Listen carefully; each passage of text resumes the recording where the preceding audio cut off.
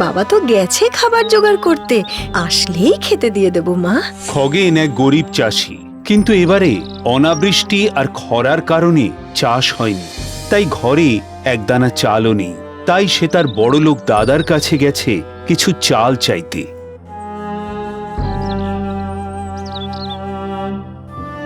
আরে তোর যেমন জলের অভাবে ফসল হয়নি, তেমনি আমারও তো হয়নি। কোন আক্কেলে তুই চলে এলি চাল চাইতে? দাদা, তোমার সাথে আমার তুলনা।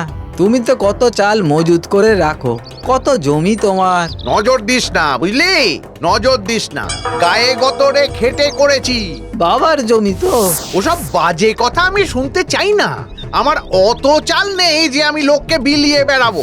দাদা গো, মেয়েটা না খেয়ে আছে, আমাদের কথা ভাবতে হবে না। তুমি অন্তত ওর জন্য একটু। শুনছো? ভাত বেড়েছি। যাই, বুঝলি? যা যা যা, আমার আবার সময় মতো না খেলে মাথা ধরে। খগেনকে দূর দূর করে তাড়িয়ে দেয় তার দাদা। অথচ এই গ্রামে সবাই জানে খগেনের দাদা চালাকি করে খগেনকে ঠকিয়ে বাবাকে দিয়ে বেশিরভাগ জমি নিজের নামে লিখিয়ে নিয়েছে। কি গো, খালি হাতে? দাদা কিছু দিলেন না বুঝি? না, বললো তারই নাকি খাবার জুটছে না।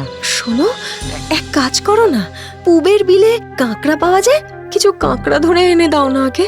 অন্তত একটু ঝোল করে দিলেও তো মেয়েটা খেয়ে বাঁচে, বলো? বেশ, তাই যাই।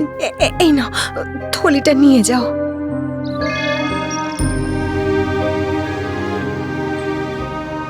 আহারে, সারা গ্রাম যেন ধুঁকছে, রোদের কি তাপ।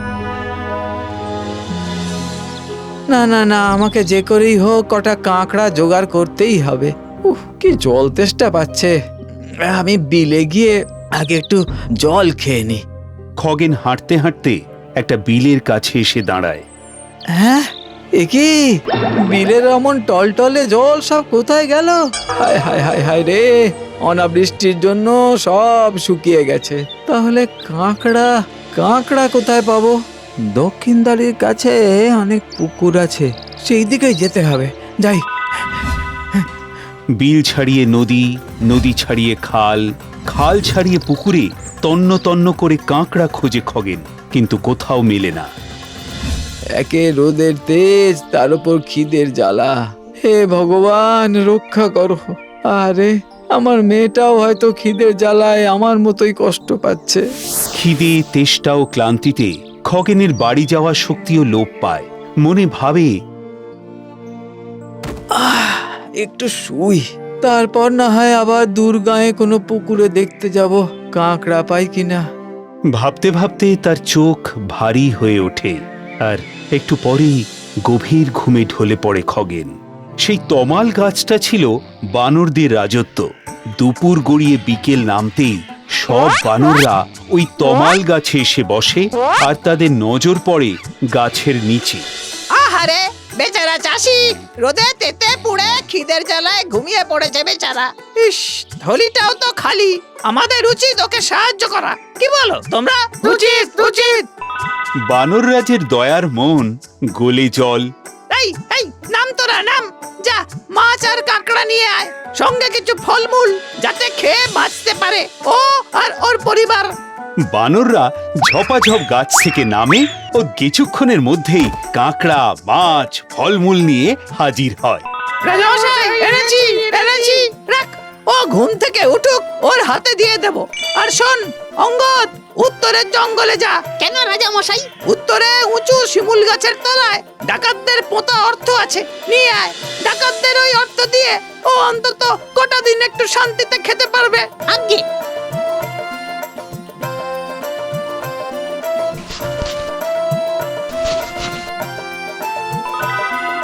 এদিকে বানররাজ অপেক্ষা করতে থাকে কখন খগেনের ঘুম ভাঙবে।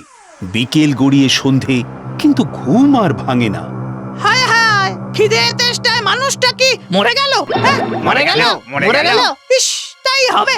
এক কাজ কর, তোরা ওকে কোলে তুলে ওর বাড়িতে দিয়ে আয়। না জানি ওর পরিবারের কত চিন্তা হচ্ছে। ঠিক বলেছেন মহারাজ। মুহূর্তে কাঁকড়া, মাছ, ফলমূল আর মোহরের থলি সহ খগেনকে ঘাড়ে তুলে উড়ে যায় খগেনের বাড়ির উদ্দেশ্যে। বাড়িতে এসে নামতেই মেয়ে আর বউ জানলা দিয়ে সব দেখে। বানররা চলে যেতেই বউ ও মেয়ে দৌড়ে আসে। ঘুম ভাঙে খগেনের। ভাত খাবো না মা। কাল খাবি মা, আমি ওই মুদ্রা বিক্রি করে চাল ডাল সব নিয়ে আসবো। হ্যাঁ গো, তুমি কিচ্ছু বুঝতে পারোনি? না গো, এমন ঘুমিয়েছি যে কিচ্ছুটি টের পাইনি। সবই ভগবানের দয়া।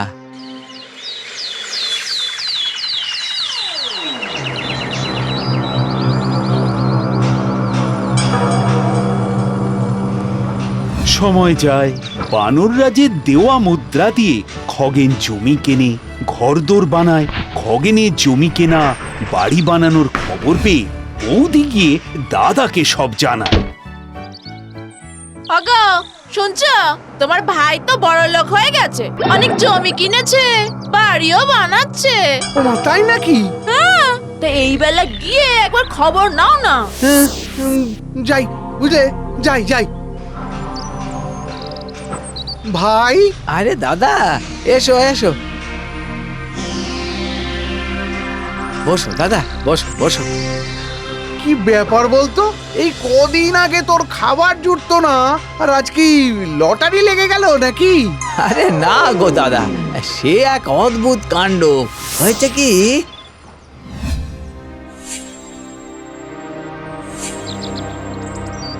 ও, বুঝেছি। তার মানে গিয়ে শুয়ে পড়লেই হবে। চলি রে, চলি। খগেনের কাছে সব শুনে পরের দিন ভোর না হতেই দাদা চলে যায় সেই তমাল গাছের নিচে। এটাই নিশ্চয়ই সেই তমাল গাছ। এখানে শুয়ে পড়ে থাকতে হবে, এমন ভান করতে হবে যেন আমি মরে গেছি।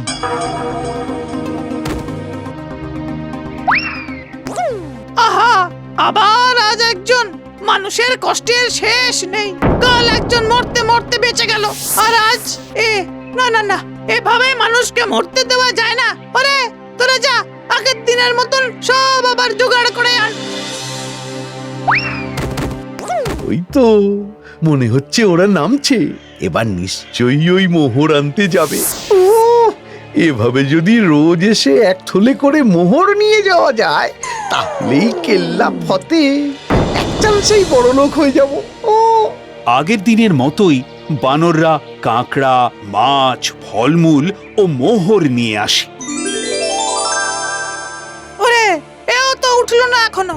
বিকেল গড়িয়ে সন্ধে হতে চললো। নে নে, তোল তোল, ওকে নিয়ে যা, বাড়ি পৌঁছে দে।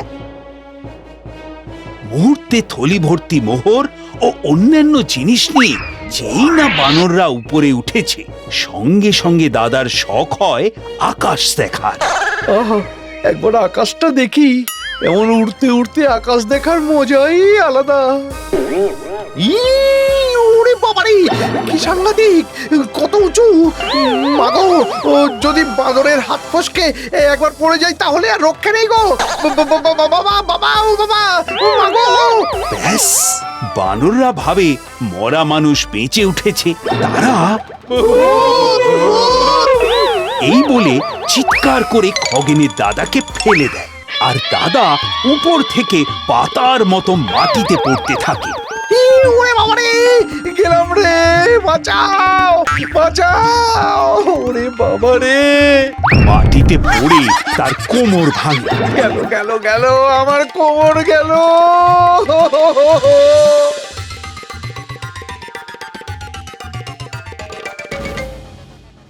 না, আপনি আর কোনোদিন বিছানা ছেড়ে উঠতে পারবেন না।